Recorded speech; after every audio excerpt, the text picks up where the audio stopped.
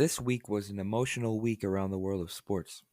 From the postponement of games throughout the NBA, MLB, and NHL, we saw the Bucks do something that really hasn't been done by an NBA team since 1961.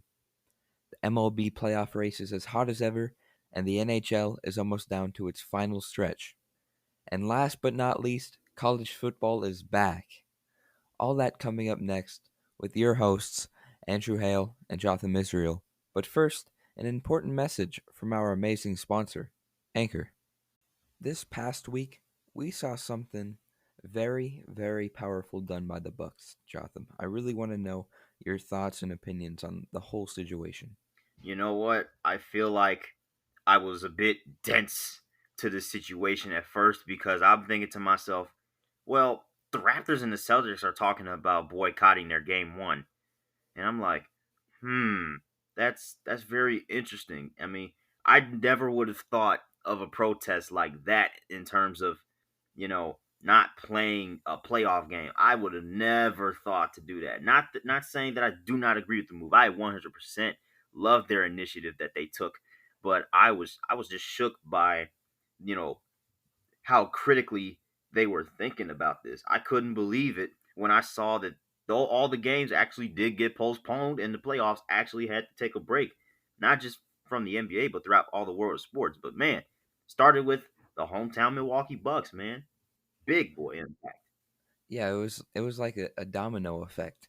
We were hearing stuff from other teams, but then the Bucks never showed up on court, and then the Thunder Rockets game never happened, and then eventually the Lakers Trailblazers game never happened. So it was a very interesting domino effect.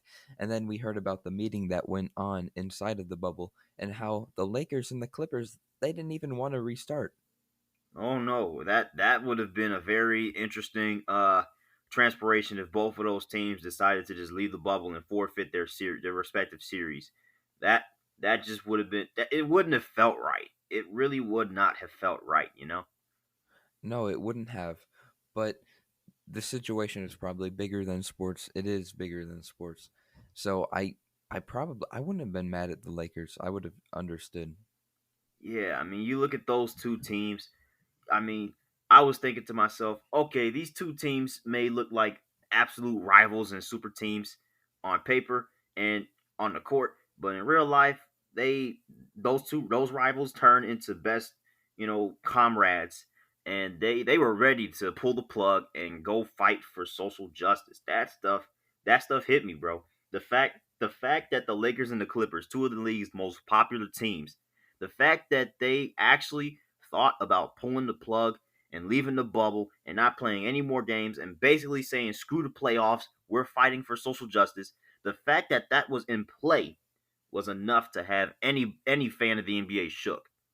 Yeah, and that was just something that we haven't seen since 1961. And in 1961, Bill Russell and his Celtics, they also boycotted their game to try and gain social justice, and that was very interesting because Hmm. this seemed like the first time this has ever happened, but in reality, it wasn't. So I feel like this is just where the world is at this point in time. Yeah, definitely. It's like if it doesn't feel like it's I mean, it feels like it's the first because well, this is our generation, and it's like such a big gap between such the huge world events and stuff like that. This stuff is you don't see this stuff every year, let alone every decade, and it's just like I mean, all this stuff is happening the in 1 year. It's crazy how all this historical stuff is happening in 1 year. Some stuff you haven't seen since the 20th century, since the 60s, like you said. But we we're getting a pandemic, two cases of huge racial and social injustice spars, and then we get weird sports transpirements. It's crazy, man. This year, I know we've been saying this since what April, but man, this year is gonna go down in the books. Yeah, it definitely is. But we saw the Bucks boycott their game, but also in the MLB, we saw the Mets and the Marlins actually come onto the field for about 40 seconds, and then they decided to not play the game, and all of the players came off the field, and they boycotted the game. Yeah, and you know what really hits home about it, man? That stuff they were basically celebrating Jackie Robinson Day. You know, the 42 t-shirts, the Mm, 42 jerseys, and I was just like, wow, the fact that they're going to protest these games, it felt it felt kind of, wholesome because it was like this this is why, you know, people pay attention to stuff like this and they have to, speak, their mind, especially when they're athletes. Because Jackie Robinson Day, that's obviously a very, very important day, not just in MLB history, but in history in general. yeah. Because it was like it has so much it has so much significance behind it, especially, after what the players did when the Astros and the Athletics said they weren't going to play and they placed the 42 T-shirt on the home plate. That made us that was a statement, and I had never seen, any domino effect like this in sports. It's crazy. Like they just we're gonna stop playing for a couple of days, and then we're gonna take our time to relax. But we are going to get our justice. We're gonna get our justice. We're gonna keep playing, but we're gonna get our justice. So it's amazing, man. It really is amazing. But I I have to question to myself: are sports really an escape at this point? Because it feels like this keeps happening. Stuff like this keeps happening, and players have to keep speaking up about the same exact problem. Is it really an escape at this point? I think it is. I mean, you saw Giannis before Game 5 against the Magic last night, and he was tearing up. So I feel like this truly is an escape for players, and they play to show the world that things can hopefully change, and they're doing their best to prove why they can. Yeah, definitely. And then the fact that Giannis had his Bucks and his opponent, the Magic, the fact that those two teams, that was a very emotional game. That was the first game since the restart, as I like to call it. Pre-game, they had to honor three people that died.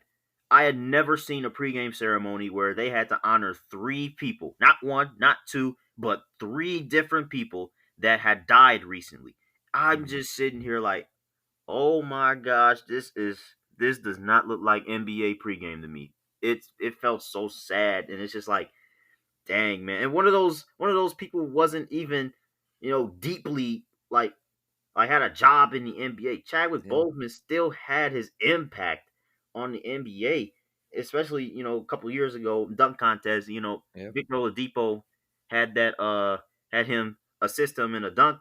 I was like, whoa, that's cool. And then we don't even need to talk about the impact that he made while battling cancer with the movies and the iconic moments and stuff like that.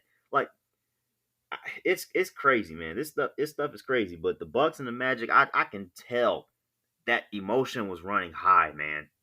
The entire game just showed what's going on in the world because we saw no fans. You mentioned that they were honoring three people that died recently, and they were just coming back from a 2-day break. So if that game was basically 2020 in a nutshell. hmm Especially within the NBA, because it's like you just can't find a way to properly finish this season. It just there's always something that's gotta happen in the NBA, in the world of sports, in the world, that just prevents them from finishing the season on a somewhat high note. But dude, speaking of high notes, man, I want to talk about a note that is kind of, well, I don't know if it's high or low. It's kind of a little bit of both, but I'm saying that the broadcasting game is changing as well. For good and for bad. I will start with the bad because the bad is it is jaw dropping to me because some of these guys that come out here and say these things, it really makes me want to change the game even more when I try to become a sportscaster. Some of these things that these guys say, it's just straight up wrong, Drew.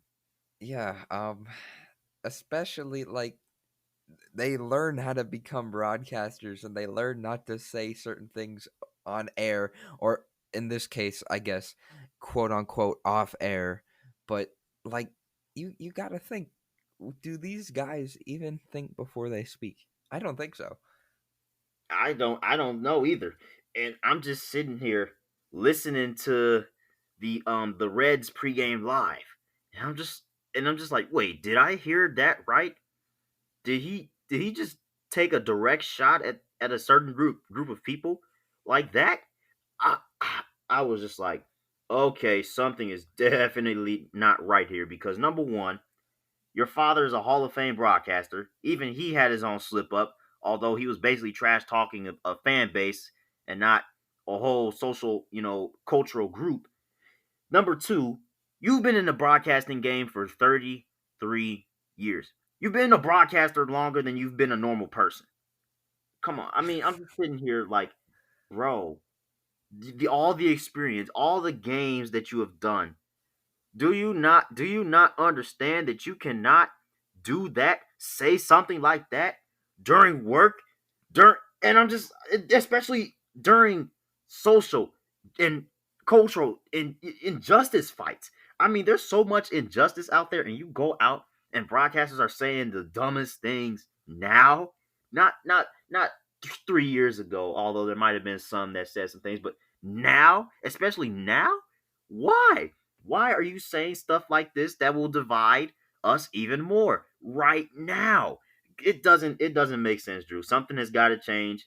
Something has got to change within these broadcasting teams. And I saw one thing that I heard somebody say that it was, I think it was a writer for a certain newspaper. Okay. Somebody said that you have got to start changing your broadcasting teams in your group. It should not be a bunch of old white men gaining all the big opportunities and stuff. And I'm sitting here thinking, ooh, that's kind of right. Yeah, that's very interesting because we really haven't seen a a lot of diversity in the broadcasting game. I mean, recently we did see something pretty spectacular. The Hmm. Seattle Kraken, the future new expansion team in the NHL, they hired Everett Fitzhugh on August 7th, making him the NHL's first black team broadcaster. And that's spectacular coming over from the Cincinnati Cyclones. I'm really excited and proud of the Seattle Kraken.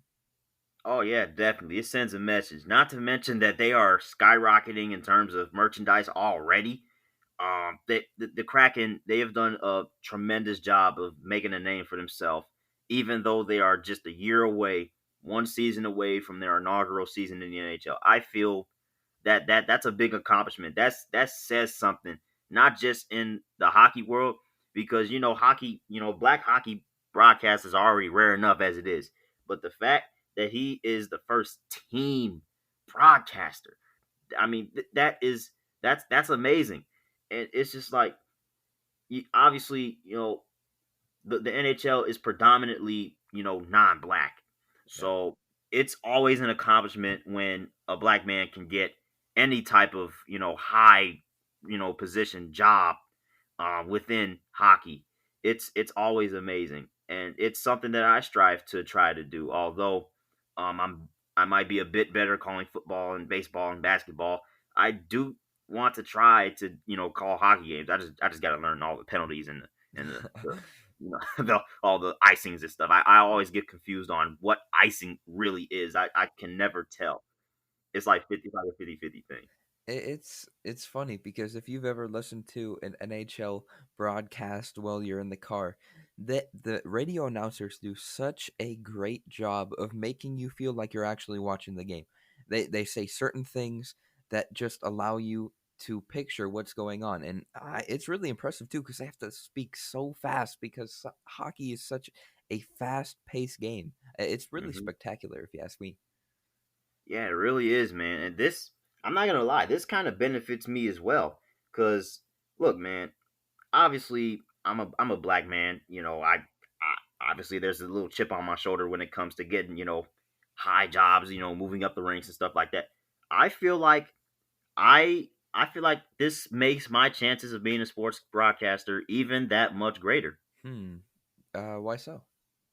I gotta say because I'm seeing the hiring of Everett, and I'm just like, okay, this man just got a major position. And then I'm seeing, more and more, minorities in the broadcasts, and it just makes me feel confident that I can, get in there and be, the number one day. And obviously, I know for a fact that I won't say anything stupid like some of the league guys have. I like there's people that will be behind me waiting for me to slip up. I'm not slipping up. And so I've seen enough of the bad comments to say, okay, I'm keeping my mouth shut until I am completely away from the premises of the broadcast.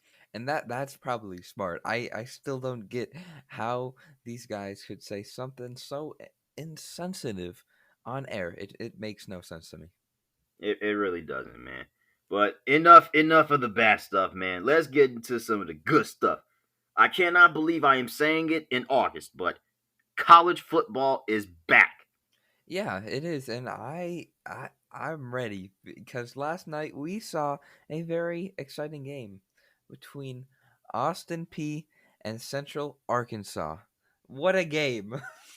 What a first game! Yeah, it was very, very exciting. What a great reintroduction into college football. And it's a great sign, too, because it shows that, college football can be played. Although still very well question the timing. I as a fan, from a fan's perspective, you are just glad to have college football back on your television screen. Although you can't hear all the very as loud and as clearly as you can in the Mhm. past, it's still something to marvel at, you know?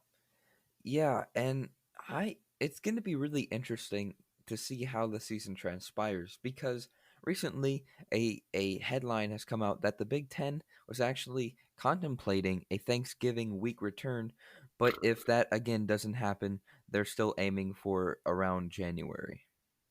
Wow. See, my thing about starting it on Thanksgiving, after Thanksgiving week, is you're gonna start it in the winter, in the thick of flu season, where you probably can't differentiate the flu from the cold from the virus as well as you can when it's hot outside. Uh, I mean, if the Big Ten is confident that they can get some testing going, then go right on ahead. Be my guest. Like I said, fans' perspective. I love. I'm definitely welcoming it, especially since my favorite team is in the Big Ten, and so is yours. But you know, I seriously though, the Big Ten, I mean they've been facing a lot of heat lately, so they had to at least get some sense of compensation in. Yeah, I'm guessing that may even be just a headline to make fans excited if it happens or doesn't. But like you said, I'm here for it if it does return. I'm looking forward to college football being back. Yeah, definitely, dude. College football, I I couldn't believe it when I saw it on my television screen. I was like, wait, what? Freaking Guardian Credit Union FCS kickoff. Dude, at this point, I don't even care if it's FBS, FCS, AND, REW, JOT, HAM, FBS division. I don't care what type of division it is. With any type of college football is good enough for me right now. Even though I don't know a single name on the staff, on the rosters, I don't even sometimes you don't even know what the school you never even heard what the school was before you turned that game on. It doesn't matter at this point. The fact that the game is back is enough for me to turn you on. Yeah, and I mean, we saw a pretty. It wasn't. We saw two teams that we weren't familiar with last night, but next Saturday, there are some games that are, I would say, somewhat intriguing. Definitely more intriguing than last night. But we have like teams like Army, Middle Tennessee, uh, uh, SMU playing. Like there are some potentially exciting games going on next week. Oh yeah, definitely. In September, I'm telling you, man. I'm gonna save this for the next episode, but I'm telling you, man. September is going to be a loaded month when it comes to sports. Absolutely loaded. Yeah, it sure is because for your HF Voyager story, our school newspaper, you are actually writing a story on how this will be very odd that all major sports will be playing at the same time. Yeah, it's crazy. Plus college football too. Yeah. That crap that stuff is crazy, man. And on a high school level too. We can't even forget about the high school level, dude. I literally got an email a couple days ago say, and then the guy that is the head of VTV, all the broadcast and stuff, bro. He came and told me that we our work is in high demand. Sports broadcasters are in high demand now that there are no fans, dude. We are wondering if if we can rely on you to call some of the games. I said, what? Are you kidding me? And right, I'm like, whoa! I couldn't believe it, dude. So I was like, oh yeah, let me snatch this opportunity real quick. Even though the only games I would be calling would probably be cross country, golf, tennis, and swimming, I'll take anything I can get at this point because more sports means more art, more a more wide array of sports on my arsenal. Yeah. Hey, I mean, the more experience, the better. Yeah, definitely, dude. I'm definitely not complaining at all, dude. But weirdly enough, even through all the weird stuff, the NBA playoffs are back. It was very emotional, like we said earlier, but uh, it's back, and well, it it wasn't exactly the closest of games. A couple of them were blowouts, but the Blazers put up a good fight with no Damian Lillard and Hassan Whiteside with the injury. They put up a really really good fight in their last game, man. Yeah, I mean, I guess it was supposed to be. I mean, actually, I was gonna say it was expected that they'd put up a good fight, but again, they did not have Damian Lillard. So yeah, you are definitely right. They did put up a pretty impressive fight. I mean, it's hard to win a game when you don't have Damian Lillard and you're going up against LeBron James, Anthony Davis. So yes, they did put up a good fight, but Russell Westbrook is back for the Rockets, and the Thunder, like, they didn't know what to do with a James Harden and Russell Westbrook matchup. So it should be interesting to see how the Thunder respond the rest of the series. Yeah, dude. Hope I mean they it's either win two games or you're gone at this point. And I'm sitting here watching the game, and I'm just like, what are you what? It was just like a 3 point game at halftime, man. What happened? And I see the third quarter, and I'm just like, oh my gosh! For one, Schroeder got ejected, Yeah. and Tucker did too. But I think Dennis Schroeder makes a bigger impact on the Thunder than Tucker does on the Rockets. That's Yeah. that's my opinion. I know Tucker is really tough and stuff like that, but Schroeder, really great player off the bench. He and Chris Paul were going crazy the past two games when they won those two games, but they gonna really need to hop in their bag for these last two games because freaking Westbrook is back, and that's not gonna be good news. Um, in terms of their success and in terms of my prediction, because I said OKC in seven, you said Houston in six. Uh, there is a middle point where the Rockets can win in seven, which oh wow that would be fitting, but um uh yeah this is tough. It's always tough to watch these type of games, man. I hate watching games that just turn into a blowout in the third quarter because I'm thinking in going in the fourth quarter, is it even going to be worth watching at this point? Because I already know who's going to win. Yeah. That is a really good point because not you don't see really really big fourth quarter comebacks most of the time. So you're definitely right with your assumption saying that it was probably over in the third quarter. And that I was really surprised because I didn't watch most of the game, but I saw that it was close at the beginning of the third quarter. And then, like, I look at the score maybe 5 or 10, 15 minutes later, and then it's like a blowout. I was like, what happened? So it's crazy how a game can just switch up in a matter of minutes. Yeah, two, three of them can all is all that you need to make like a 15-0 run or something like that. They can just put the game away. It's crazy, man. But I didn't really expect the Magic to put too much of a fight against the Bucks. I really just wanted the series to be over. It was such a long hangover. I already said Milwaukee in five. Just give me my precise prediction on the board and stuff. Just let's just end this right here. Although I love my Magic, I would have loved to see them, push it to a game 6. But well, I mean, we already knew the series was over. We knew it was over. Yeah, it's weird because obviously you want the Magic to keep on fighting, but then let's say they won last night, then you would have gotten your hopes up just for them to lose the series. So like it was basically a lose-lose situation. So the Yeah. best case situation was that they probably lost because I promise you did not want to get your hopes up just for them to get shut down by Giannis. No, I did not. I didn't want Giannis to do the same thing to me that he did to you last year. Yeah, that was rough, man. I can tell. I'm glad I can. I'm glad I can hear it as a story and not as a personal experience. Hey, at least you got to win. At least you got to win. Yeah, I gotta win. I can build off of it. Now we just need to build off of Vucevic and Fultz Yep. and get our guys healthy. But man, we got a couple of crucial game 6s coming up today, man. Clippers, Mavericks.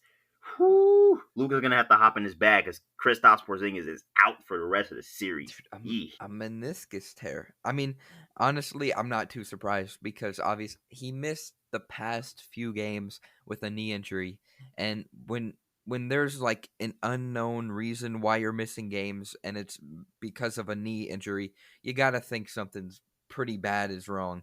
I mean, obviously, meniscus tear is not as bad as an ACL, but still it's not the best thing, especially in a restarted season. So that's a massive loss for the Mavericks. And you're right, Luca definitely has to put on a show similar to what he did earlier in the series. So I mean Mhm. that's really the only thing that the Mavericks have left, really. Yeah, I mean, and Luka's already a little beaten up enough as he is. Although he's had a little time to, get a little healthier. I mean, you. Let's get this straight. You lose Luka, you lose the series. Yeah. Let's get that out the way. But looking at the Clippers, I mean, they obviously have been. This obviously have to be an emotional game for them because obviously they were ready to get out the bubble. They were ready to quit. They were ready to stop this series and go back to their community and protest for social justice. They were ready. Now they got to turn back and face Luca and a decent Mavericks team that has put up a really good fight in this series and probably, in my opinion, probably the most entertaining series, especially with the Game Yeah. 4 buzzer beater. Yeah. Um, the Mavericks. I mean, if they want to win 2 in a row, Luca's got to go for like 30 or 40 with a triple double again. He's Yeah. gonna have to do some crazy things. Yeah, and honestly, it seems like at the beginning of the series, the Clippers were very inconsistent. Some games you would see Paul George do somewhat decent, and then other games you'd see him be complete garbage. So tonight, it will really, really show who's playing well because if you see the Clippers down big, it's probably because Paul George is not performing well. And I feel like that is the main key. Obviously, Luka has to play well, but if Paul George does not become his normal self, he is the Clippers are in big trouble in my opinion. That's a very good opinion because Paul George has been a little up and down. He started the series with 27 points, then he really got himself into a shooting slump. Lowest point was where he had 9 points in a game that went to overtime. Uh Yikes. That was bad. And then he that was just a terrible game for Paul George in general. Not you dropped 9 points in the playoff game. You got sent off the court by another buzzer beater on your team's head. It wasn't on your head this time, it was on Reggie Jackson's head, but still, it was against your team, Paul George. And then a report came out that he was fighting depression, which that's some that when an NBA player says he's battling depression, that's something serious. I feel like the athletes have a right to have a human mind, of course. Hmm. Obviously, I mean, if Paul George is having a shoot, if that's the reason that Paul George was having a shooting slump, fans should not scold him about it. They should not be on this man about that. Um, I'm glad he, clarified why he, couldn't well, I won't say why he couldn't play at his highest level, but why he was, seemingly not himself on and off the court. So it was good to hear that he was all right. Yeah, and that is a very good point because most sports fans they don't really think of their favorite player as a human being. They just think of them as a player who comes out and plays every single day.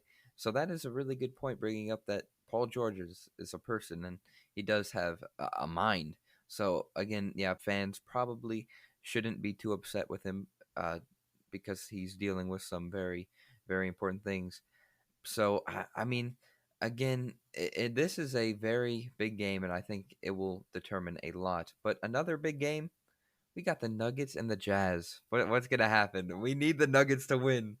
Oh man, you know what? At this point, I don't really care at this point if I'm right or wrong. I stopped caring after Game 4.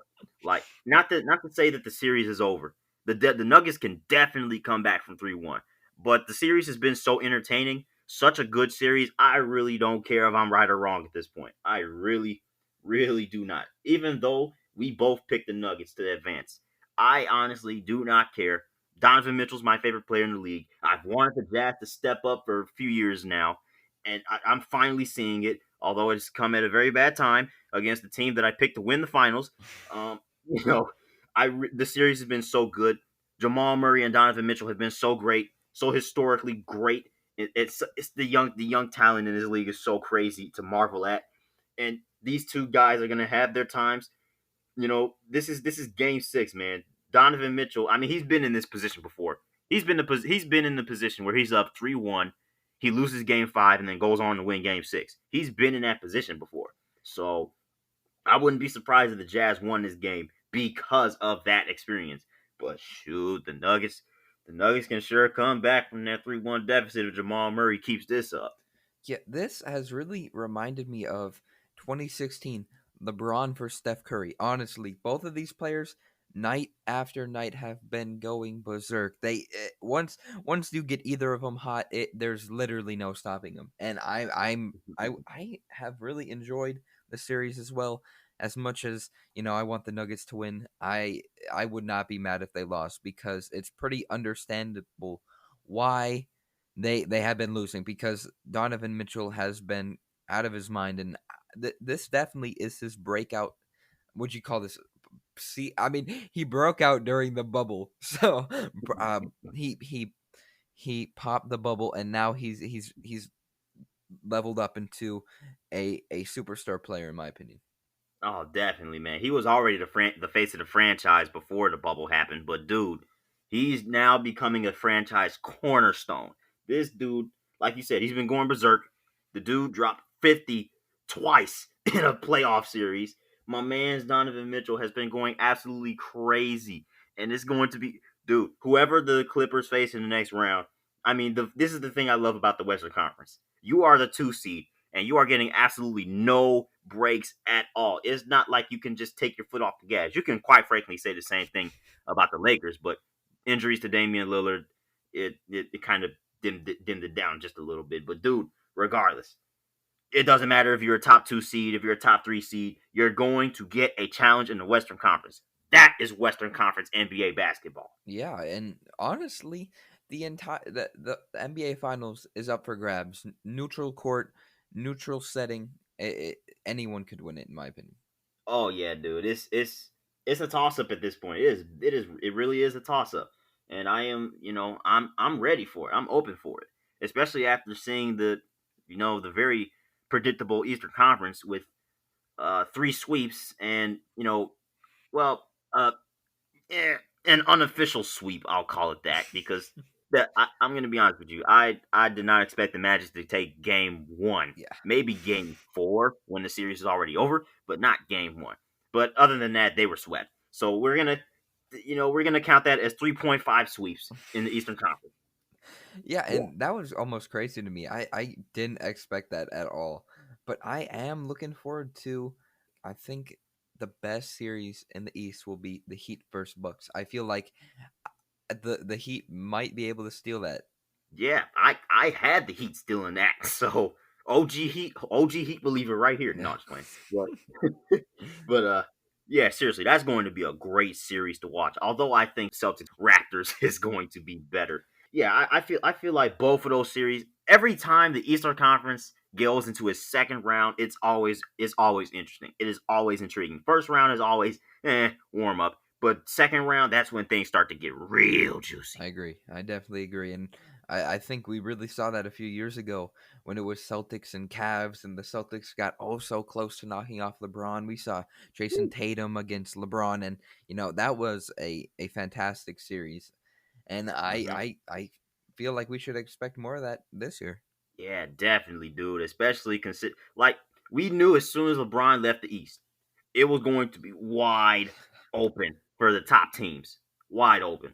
Yeah, and it seemed almost that after LeBron left, then we heard the name Giannis Antetokounmpo. I really think so because before, I honestly, he wasn't a superstar. After LeBron left, Mm-mm. now he has been the face of the East.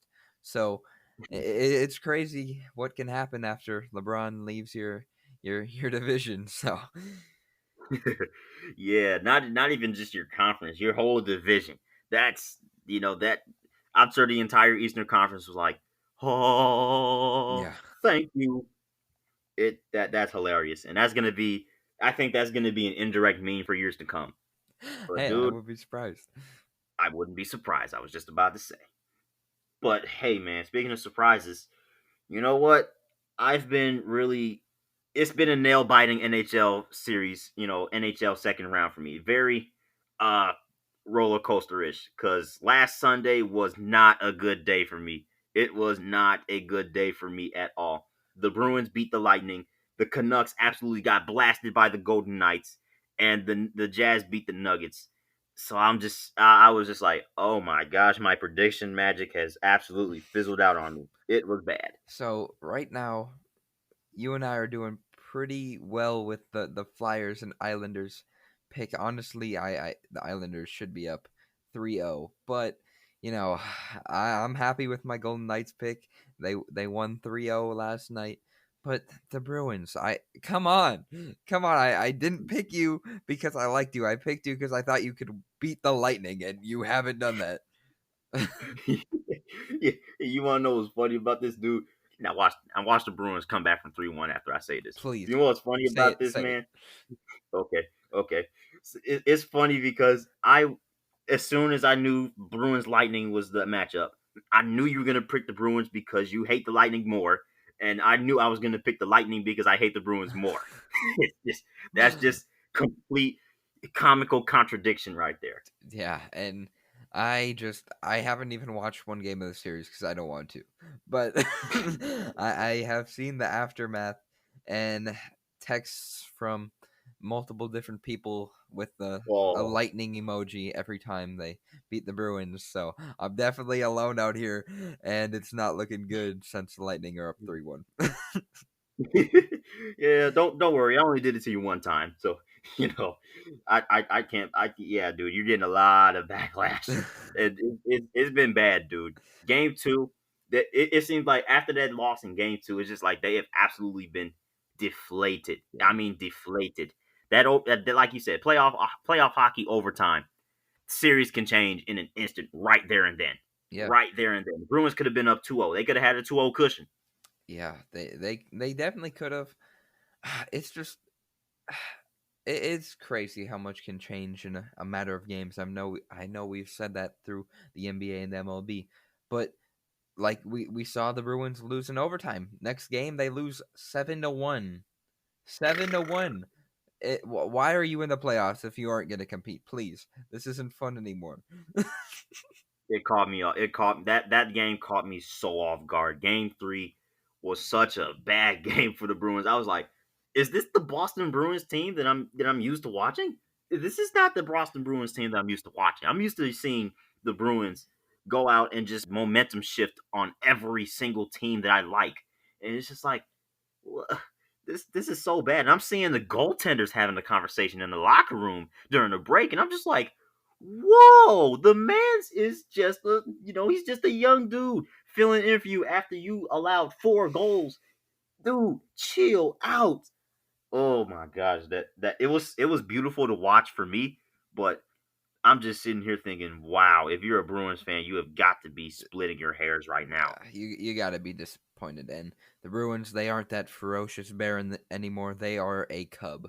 They are a cub, and I think the series is over. So, great pick by me. Thanks Lightning for nothing. Thanks Bruins. I will never root for you again. I promise.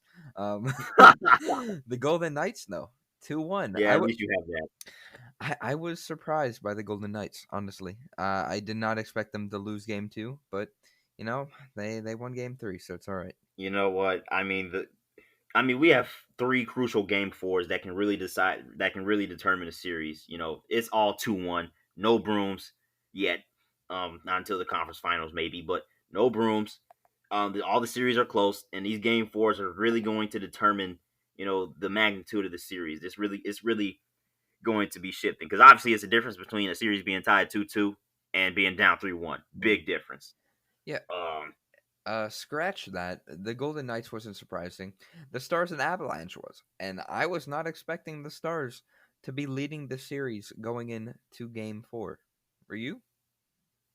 Well, not really, but I mean, I wasn't completely, surprised. But the fact that they went up 2-0, that's what caught me off guard. I didn't expect them to beat the Avalanche like that in the first two games, but the Avalanche looked like they got back to their normal selves. So let's just see if they can regain that momentum. But like I said, that's a trio of game fours. That's part of a trio of game fours that are going to be so crucial. I'm NBC all the way tonight. Whew, wow.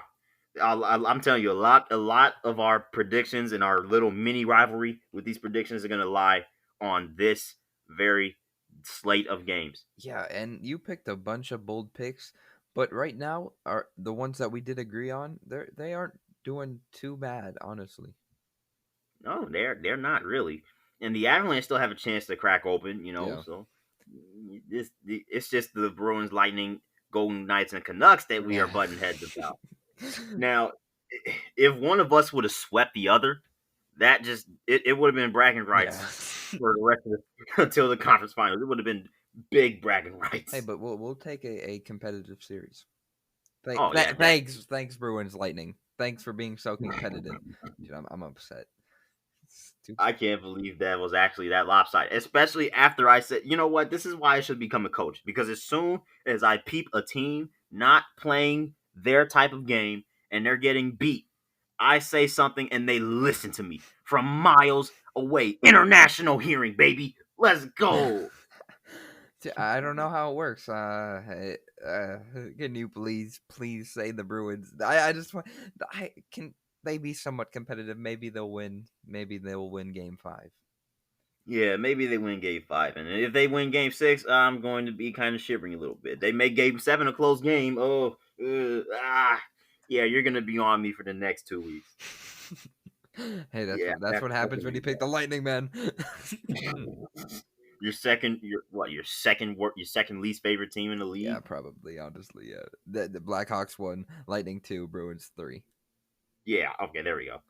But yeah, dude. I mean, interesting playoff races, man. It's absolutely insane, man. But let me talk about the MLB real quick because obviously the season's going by a little fast, and a lot of things have been happening, especially with the postponements of games and the boycotts. But Athletics and Astros, they're not going to play again, and it's not because of protests. It's because, oh boy, here we go. Somebody in the Oakland organization tested positive. I did see that, and it's kind of funny because in our second episode, we said that we saw positive outbreaks in the East and in the Midwest, and if it hit the West, we will have some problems. And I think we're just two geniuses because we kind of called it. Yeah, dude, I'm sit. I sure did forget I said that. Oh my gosh, dude. This is the thing about trying to play a normal as normal of a season as you possibly can. Now you're trying to think of a playoff bubble, but dude, traveling from home to doing all this traveling, the MLB is the longest season and probably, in my opinion, the most tiring season in all professional sports. 162 games, only like maybe one, two, three off days per month.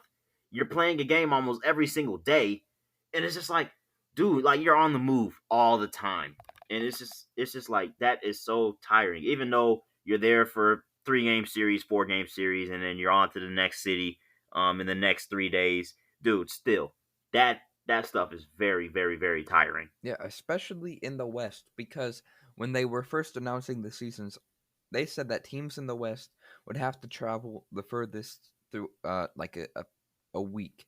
And so like from Texas to Seattle, that was the furthest that a team had to travel. And I it's not it's I mean, it is if the Athletics know how to contain this and if they do a good job with containing, I feel like this will blow over shortly.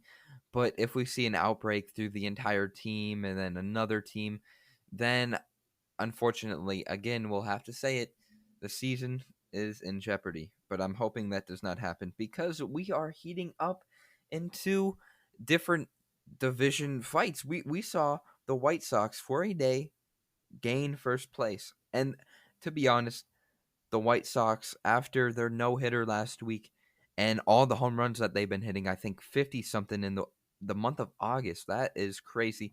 They have looked almost unstoppable.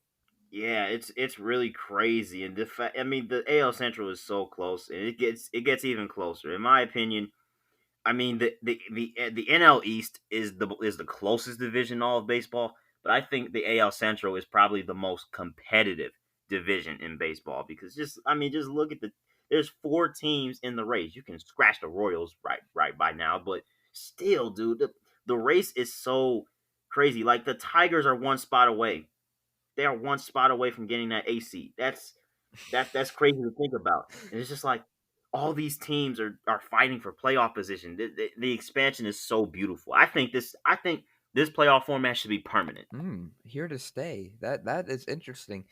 I wouldn't blame you. I feel like another thing that a lot of people are saying should stay is the runner on second in extra innings because honestly, from what people have seen and what I've seen, it is not that easy to win a game with a runner starting off on second base in extra innings. We've seen games go into 13 innings because they Uh-huh. can't get the person to score, or maybe they score and then the other team scores. It makes extra innings in the game very exciting.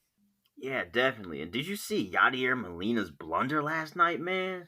I didn't. What happened? Oh man, Yadier Molina made a huge mistake. So the batter, Yadier Molina is on third base. He is on third base. The Indians are up 2-1. The Cardinals are looking to drive home Molina for the tie. And the batter who was at the plate, I forgot who was up to bat, but he hit a chopper, a ground ball down the right side. And you know how you hit those balls to the first base bag Hmm. and it stays fair, Hmm. and basically the first baseman has a really easy play on their hands. Yeah. Yadier Molina thought it was a foul ball, and he was just standing in the Mm. middle of the base path between third and home, thinking that it was a foul ball, and he was slowly walking back to third base. But then he sees the first baseman running to him at full speed with the ball in his hand, and he's just like, what's going on? Isn't it a foul ball?" And then Molina, he starts to realize that it wasn't a foul ball, and then he starts literally just jogging back to third base like it's nothing. Then when he knows he's in a rundown, he starts trying to run to home plate. Then he just turns around trying to pull a Josh Bell. And I'm just like, dude, come on, man. And then he got caught in the rundown. The game was over then. He got tagged out for the final out. It's in my opinion, I feel like you as a baseball player, you have to be most aware of your surroundings because in other sports we have whistles, but in baseball, the only way you know that it's fair is if the umpire points his arm inside the baseline. And that you just have to stay aware, and it's very frustrating when you see a player make a mental mistake like that. And hey, if I was the Cardinals fan, I would not be happy with Yadier Molina. No, man, it's sad too because the Cardinals had just turned what was it, 3-8-2 double play? I think Yeah, it I was did. three I two saw eight. that. I saw that. That was crazy. Molina, this was the game. I think this is the game after Molina sniped somebody at second base. Oh, Yadier Beautiful. Molina is definitely one of the best catchers in the league and has been for the past almost 20 years.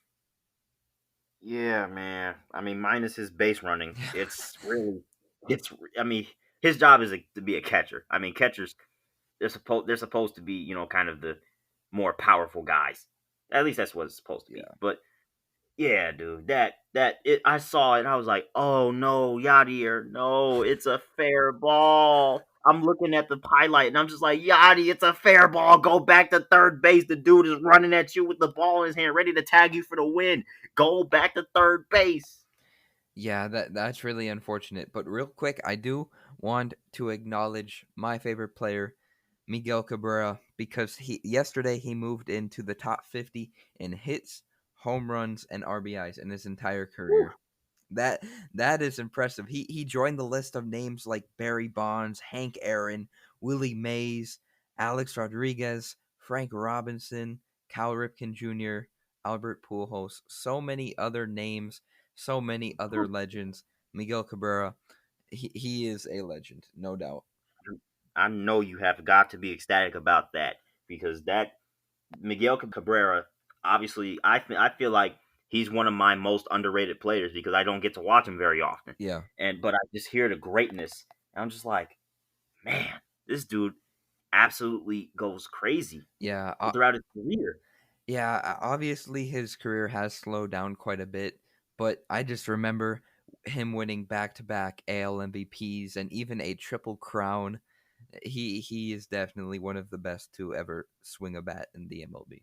Man, it's that is amazing, man. I mean, I applaud Cabrera, man. That's very that is a milestone. Yeah. That is a milestone. I mean, yeah, it will only seem fitting if he pushes the Tigers into the playoffs this year.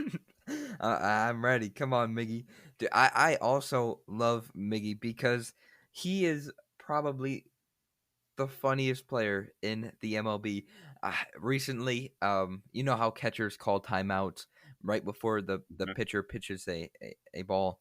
It's Hmm. always funny because recently I've noticed that you know how some pitchers may be mad if like the player calls timeout because it kind of messed up their rotation and whatever. So every time that a catcher calls timeout, Miguel Cabrera makes sure the pitcher knows that it was the catcher and not him. He like just continuously points at the catcher until the pitcher notices. Miguel Cabrera, funniest player in the MLB, no question. Wow, I wish I could see that live one time, man. Because you don't see too many funny moments in baseball. Unfortunately, everybody's so I don't know why, but it's like it's so serious sometimes, and it's just like, bro, it's a game of baseball, and it doesn't hurt to have a friendly conversation when you're at first base and you're just waiting for something to happen. Yeah. It's not like now unless you're you know in danger of getting picked off, okay, maybe you should keep your mouth shut. But dude, if you're standing on the bag and the dude is looking at you and it's just a boring at bat, doesn't hurt to have a conversation with the base runner if you're a Yeah, baseman. hey, like players like Freddie Freeman or Anthony Rizzo, both of them very funny guys, and I always enjoy listening to them being mic'd up and talking to players on first. So funny. Freddie Freeman literally called the dude's name, the shortstop's name, trying to throw him off, trying to rattle him. And as he slid into second base, but he tapped the bag, and Freddie Freeman's like, "That wasn't enough to scare you." I was done, dude. Yeah, I was I, done. I I love seeing funny moments in baseball. Yeah, definitely, dude. Now, one thing I am awaiting to see, I'm awaiting a funny walk off celebration. Like, I know it might not be, happening this year because of the pandemic, but dude, I always imagine what would happen if I hit a walk off home run. I would have like done something like slept on home plate, do something like absolutely dive on home plate, like do a long jump on the home plate and then get mobbed. I would have done some funny things, man. Dude, it's all fun and games till the pitcher next game throws at your head, dude. I would just I would feel like a pitcher would be upset if he did something like that.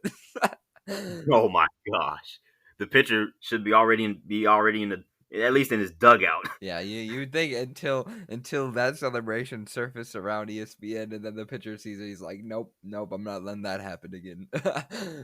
Oh my god! Especially if it's a reliever. Dude, yeah, Oh man. relievers do not play. They are always the most feisty pitchers.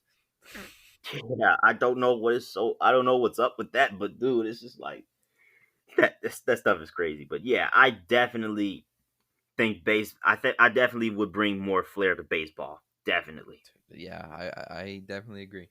Yeah, but the MLB is talking about a bubble for the playoffs now, aren't they? Yeah, that is interesting because I was watching the Tigers and the Cubs, and they brought this up. They said that the league is in discussion with Union about potential postseason controlled sites. So what that means is that during the postseason, American League, they will be playing their games in Southern California, and for the National League, they will be playing their games in Texas. And then all that comes around when potentially the World Series will be played at the Rangers' new ballpark. So, uh, that was very interesting to me because they couldn't do that during the regular season. But now you're thinking you saw the NHL and the NBA do so well with their bubble, and now you're like, oh, maybe that will work. So I guess we'll have to see. Yeah. Yeah, a little late to the party, Yeah. but I wonder. Hold on, let me take a moment because I've seen pictures of Globe Life Field before. I wonder what it looks like inside. A little subtle flex, but it's a pretty nice stadium inside. I Huh? later for maybe one of my story times, I will tell the story of how I actually toured the ballpark this summer. But that is Huh? for another day. It is a very very beautiful ballpark. Whoa. Okay. Well, that'll give me more intrigue for watching a World Series at Globe Life Field. Yay! Yay! But seriously though, I this is another case of the league trying to push itself. Like, dude, if I'm the MLB, dude, if I'm doing a playoff bubble, dude, have one league play their games in Houston and the other play their games in Arlington. Yeah, that makes sense. And not even Texas though, because Texas was one of the worst states for COVID cases. So, Oh yeah. so I mean, I don't know what they're thinking there. I mean, maybe it's better by the time October comes, but it may not be the best decision to play games in Texas. Yeah, maybe not. Maybe not. Maybe they could try. I mean, I would think somewhere in the central. They have to go somewhere in the middle of the United States so teams don't have to do a boatload of traveling. Like, you don't want the World Series. I know. If the Dodgers make it to the World Series, you don't want freaking World Series in, let's say Philadelphia or Atlanta. Like, you don't want teams making cross country trips like that in a pandemic. I have the best idea. We saw teams like the Marlins go out clubbing, and then they all got COVID, and then the Cardinals went out and they went to a casino, and then they got COVID. And so, you know what would be interesting to see? I would like to see them go to somewhere in the Midwest, in the middle of nowhere. Just In the middle just of so nowhere. there's no distractions whatsoever. Let's say um where would be an interesting place to go for a bubble? Uh, uh, that I would say that Field of Dreams, but I I don't know about that Dude, one. that would be actually really interesting. I would watch a playoff series there. Oh yeah, definitely. I They were planning. Yeah, that would be interesting, Yeah, dude. they were planning to play there, as you were about to say. I think that's next year, or maybe they're still doing it this year. I doubt it, but I would like to see a different bubble other than Texas because I feel like if your and if your point is to get players from not contracting this virus, why would you go to one of the hot spots in the U.S.? Exactly. And Texas is such a big state. They're prone for those cases and stuff. And there's cases that aren't exactly reported, so you can't just go Yeah, based off the numbers. yeah. So eh, I mean, doing a bubble in Texas, I strongly wouldn't advise that. I think a better option, a better, more logical option for this league in particular, would be to maybe have the bubble here in Chicago. I was just about to say the exact same thing because there's two teams and they're both pretty close. I mean, they're both in Chicago, and like it's not. Arlington to Houston. So I mean that is a good point. I definitely I feel like that is something that they should take into consideration. I mean I'm sure fans would love to see a World Series at Wrigley Field again. Yeah, again, and that's the thing.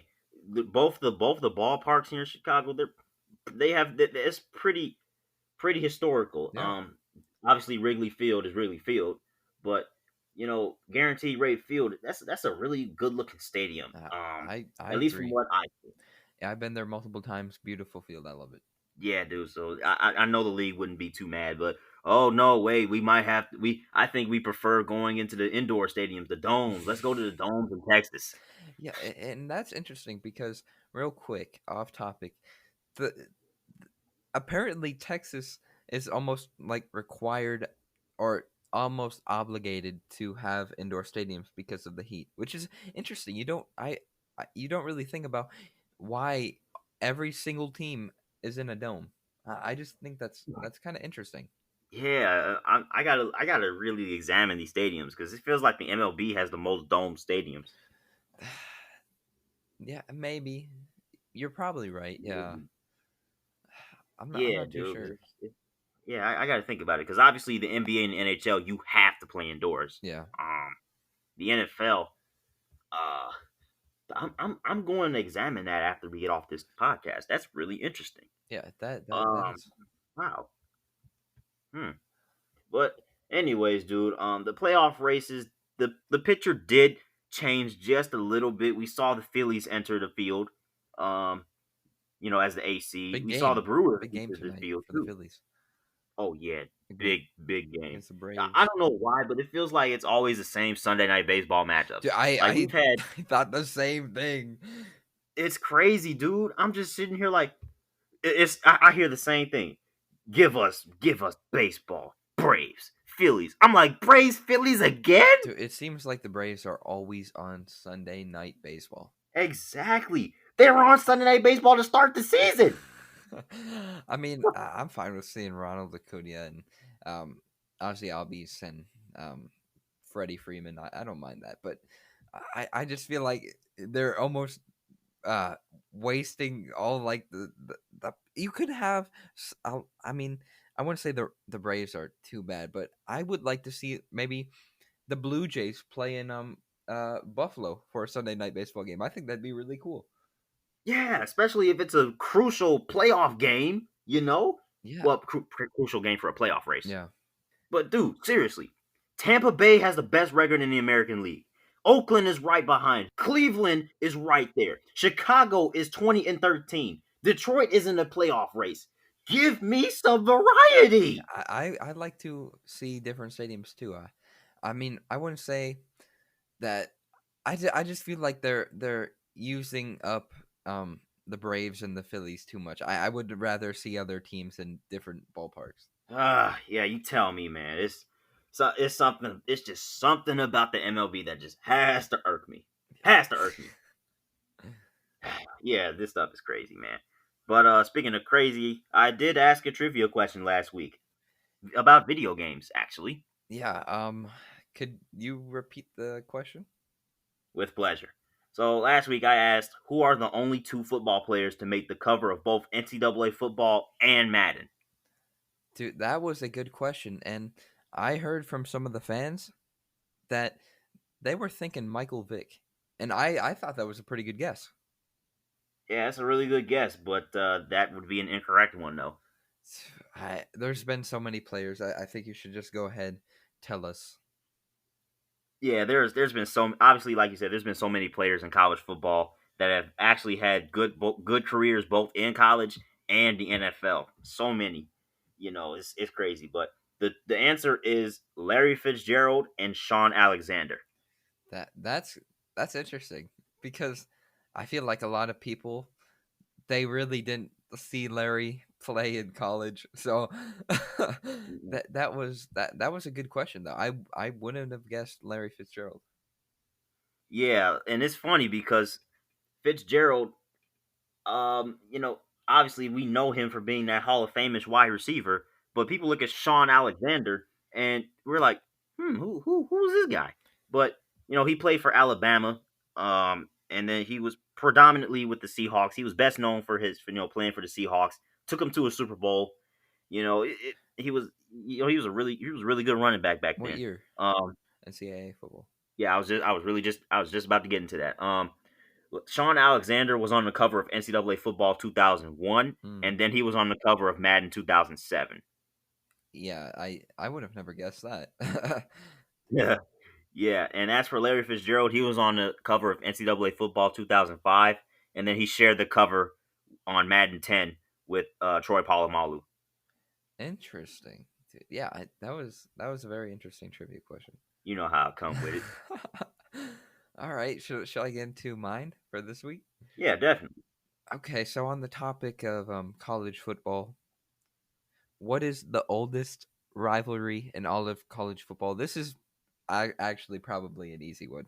So we'll give the fans a break um with the hard ones, and we'll give them an easy question. What is the oldest rivalry in all of college football?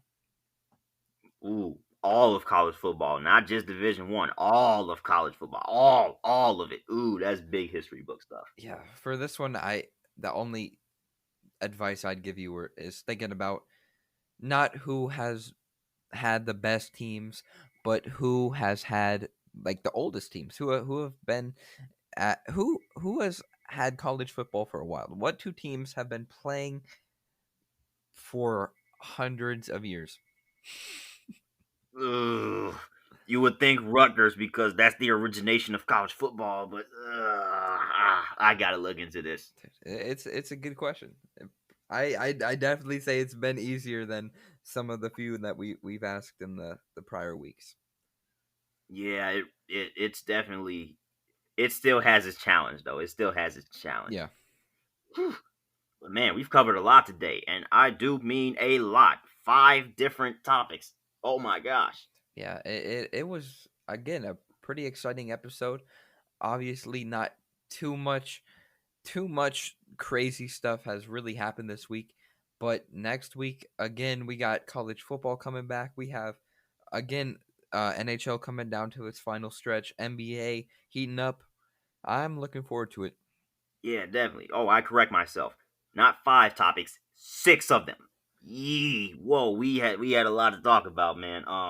And obviously, with the addition of high school football on ESPN, because if I Yeah. feel like I'm going to see much more high school football nationwide on ESPN, now that the whole season has been kind of upended by some of the postponements and stuff. So hey, I'm open for it. I feel perfectly fine watching close games with teams and players that I have never heard of. I guess that's kind of refreshing. Yeah, definitely, man. But same time next week. Yes, sir. And that has been top of the standings. Please be sure to like, comment, subscribe if you're watching on YouTube. Give us a 5-star rating on Apple Podcasts, Google Podcasts. Listen to us on Spotify. Uh, follow us on all of our social medias: Facebook, Twitter, Instagram. And thank you guys for listening once again. We'll see you guys next week. Goodbye.